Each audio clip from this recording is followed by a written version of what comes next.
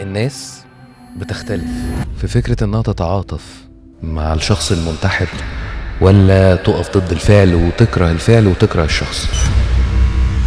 بس اللي مش كتير من الناس عارفينه النفس اللي بتقرر تمشي ومتبقاش معانا، رغم ان ممكن يبقى في اولاد معاها، في عيلة وراها، ممكن يبان ان هو شخص ناجح، بس هو قرر فجأة انه ما يبقاش موجود في الحياة وينهي حياته بايديه.